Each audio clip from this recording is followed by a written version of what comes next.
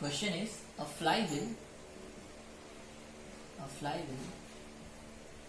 in the form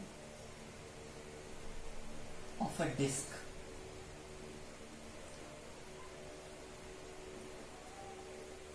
rotating about an axis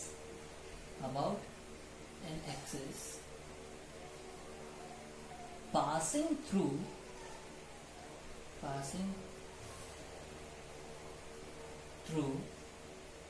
its center and perpendicular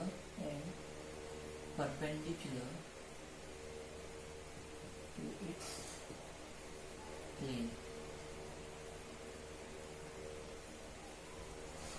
loses 100 joule of energy when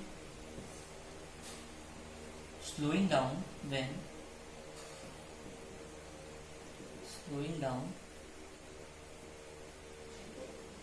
from 60 rpm to 30 rpm.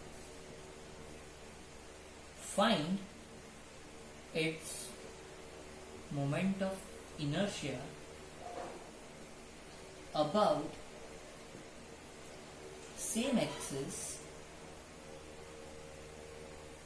and change in its angular momentum. Question video pause करिए, question ढंग से लिखिए और फिर read कीजिए, फिर given data लिखिए, ठीक है। चलो, तो मैं अज्यूम कर रहा हूँ आपने गिवन डेटा सारा लिख लिया होगा। Let's discuss it. Flywheel in the form of a disc. तो एक फ्लाई व्हील है, वो डिस्क टाइप का है, तो ऐसे एक डिस्क पकड़ लीजिए, ठीक है। तो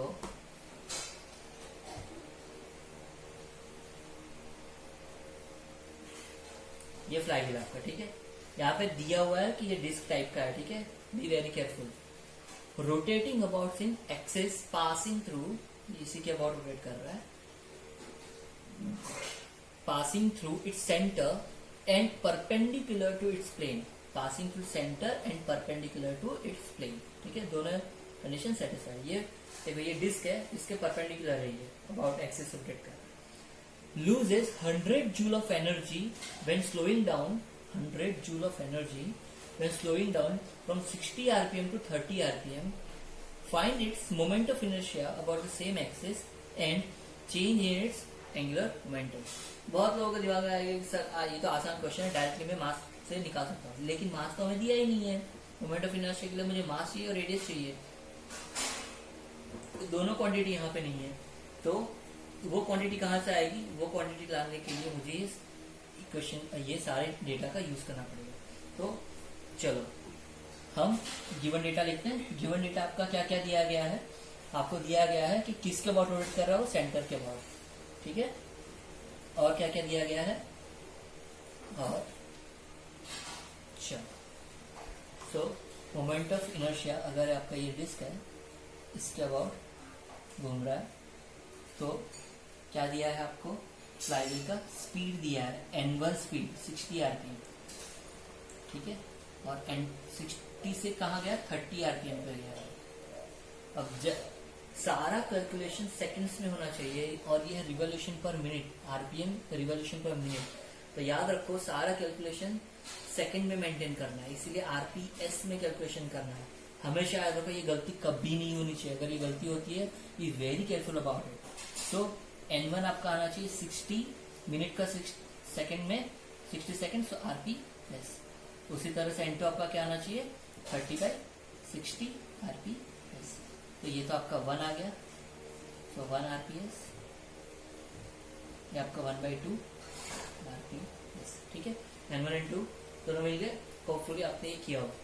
दूसरा क्या बोला है उसने? जब ये स्पीड कम हो रही है यहाँ से यहाँ तक, तो एनर्जी लॉस हो रहा है। Energy loss, change in energy कितना है? एनर्जी लॉस इसीलिए चेंज इन एनर्जी इसलिए बोल रहे हैं क्योंकि लॉस हो रहा है, पहले इतना था फिर इतना हो गया, तो इन दोनों का लॉस कितना होता है, डेल्टा ई। तो डेल्टा ई हम लॉस को डिनोट कर रहे हैं, तो डेल्टा ई को कितना बोला गया है, 100 जूल। अगर ये है तो मोमेंट ऑफ इनर्शिया कितना है निकालना है, ठीक है। और ये भी है तो निकालना है चेंज इन मोमेंटम कितना, एंगुलर मोमेंटम, ठीक है। ये दोनों चीज निकालनी है। तो सबसे पहले हम आई निकालेंगे, ठीक है, गिवन डेटा से। अभी सबसे पहले ये इंफॉर्मेशन दिया है मैंने, तो आप इसको यूटिलाइज करना पड़ेगा। ये तो आइडिया आ गया। तो जब भी रोटेशन की बात चले तो एनर्जी कौन सी आएगी, kinetic energy. So solution, kinetic energy क्या होती है, I omega square. So 1/2 I omega square, half M V square का एनालॉगस होता है, ठीक है। और मोमेंटम क्या है, आई ओमेगा। रिमेम्बर हमें चेंज इन मोमेंटम निकालना है। अभी काइनेटिक एनर्जी हम इसका निकालेंगे, सब्सट्रैक्ट करेंगे और उसको इक्वेट करेंगे तो हमें रिक्वायर्ड डेटा मिलेगा, ठीक है।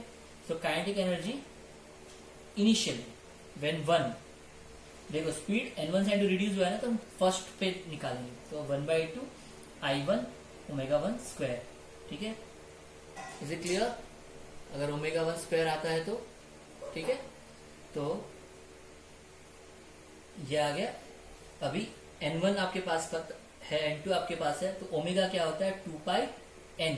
तो ओमेगा 1 और ओमेगा 2 उसके करस्पॉन्डिंग आप निकाल सकते हो। So kinetic energy is equal to 1/2 2πn1 square, ठीक है, स्क्वायर है ना, ठीक है। काइनेटिक एनर्जी 2 क्या है आपका, 1/2 I2 2πn2 स्क्वायर। अब मुझे एक बात बताओ, I1 और I2 अलग होगा क्या? नहीं होगा। क्यों? क्योंकि एक ही डिस्क है, ना उसका हम डायमेंशन चेंज करें ना उसका मास चेंज करें, तो उसका I1 और I2 सेम है। तो I1 is equal to I2 is equal to I, ठीक है। तो ये ध्यान रखिए, बहुत लोग मिस्टेक करते हैं यहाँ पे। अभी हमें लॉस दिया गया है, ठीक है, हम ये दो इन्फॉर्मेशन यूज करेंगे और डेल्टा ई निकालेंगे। डेल्टा ई क्या है आपका, kinetic energy 2 final minus initial, ठीक है। चलो, तो डेल्टा ई आपका आ गया 1/2 I 4π स्क्वायर। थोड़ा डायरेक्ट कैलकुलेशन करो, कितना है, 1/2 4π square n1 square minus n2 square minus n1 square, ठीक है। n1 n2 दोनों मेरे पास है, ठीक है। यहां से मुझे I मिलेगा, देखो I इधर है ना, तो ये 422।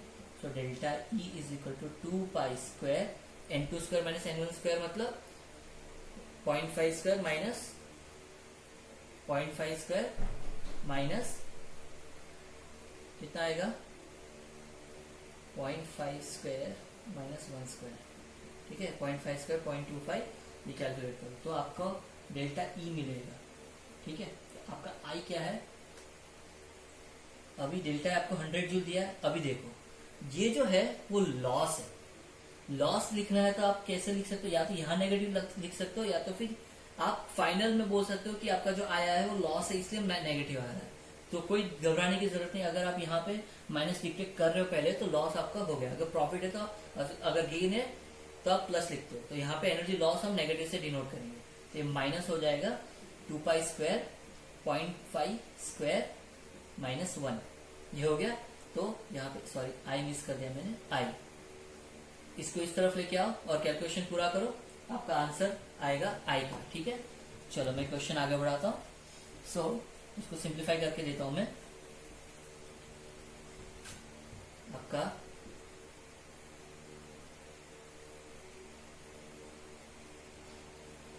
-100 इज इक्वल टू 2π स्क्वायर आई, ये क्या है 0.5 स्क्वायर, तो 0.5 स्क्वायर कितना होना चाहिए, सोचो। 0.5 स्क्वायर आपका 0.5 स्क्वायर माइनस 1 स्क्वायर, ठीक है। तो देखो मेरा सजेशन ये है, जब ऐसा कोई भी न्यूमेरिकल होता है तो इसको सिंप्लीफाई करो। अब ये 0.5 की जगह आप अगर 1/2 लिखते हो तो काफी चीजें आसान हो जाती है, क्योंकि 1/2 1/4 हो जाता है, ठीक है। तो मैं इसको सिंप्लीफाई करके दिखाता हूँ। देखो 1/2 स्क्वायर क्या होता है 1/4, 1/4 माइनस 1 क्या होना चाहिए -3/4, सो -3/4। तो ये प्लस हो गया कट, माइनस माइनस हो गया, ये माइनस माइनस लिख देता हूँ। So 100 is equal to 2 pi square I 3/4, minus minus cut हो गया और ये हो गया कट 2। ठीक है, अभी आई निकालना, आई क्या है 2 into 100 divided by pi square into 3। सिर्फ रीअरेंज करो, अब आप सब्स्टिट्यूट करो सारे डेटा, कैलकुलेशन करो, आपका आई आएगा 6.7 के आसपास, 6.753 kg मीटर स्क्वायर। ठीक है, देखो आई मिल गया, आई मिल गया। तो अभी मुझे निकालना है चेंज इन मोमेंटम। अभी चेंज इन मोमेंटम में भी हम सेम चीज यूज करेंगे, बस आपको फॉर्मूला ढंग से याद होने चाहिए सारे। ठीक है, सो चेंज इन मोमेंटम कैसे निकालोगे? सो एल आपका होता है आई ओमेगा, L1 क्या होना चाहिए आई ओमेगा 1, L2 क्या होना चाहिए आई ओमेगा 2। ठीक है, होप आपको ये समझ में आया। L is equal to I omega, L1 और L2 के निकाल रहा है, तो हमने चेंज इन चाहिए, तो आई चेंज क्या है ओमेगा 2 माइनस ओमेगा 1। ठीक है, तो डेल्टा आई हमें मिल चुका है। So delta L is equal to I into omega 1 is 2 pi n2 minus 2 pi n1। ठीक है, so delta L is equal to I, थोड़ा 2 पाई बाहर निकाल लीजिए, 2 पाई आई n2 माइनस n1। n2 हमारा है, सो 2 इंटू पाई, 2 इंटू पाई, और आई हमने कितना निकाला 6.753 इंटू क्या है n2 minus n1। n2 minus n1 कितना है हमारा 1/2 माइनस 1। ठीक है, तो आपको डेल्टा L मिलेगा कितना 21.21 kg मीटर स्क्वायर पर सेकेंड। ठीक है, रिमेम्बर नेगेटिव आएगा, नेगेटिव इसलिए आया क्योंकि चेंज मोमेंटम रिड्यूस है, नेगेटिव L1 ज्यादा है L2 से। ठीक है, इसलिए तो आंसर नेगेटिव में ही आएगा।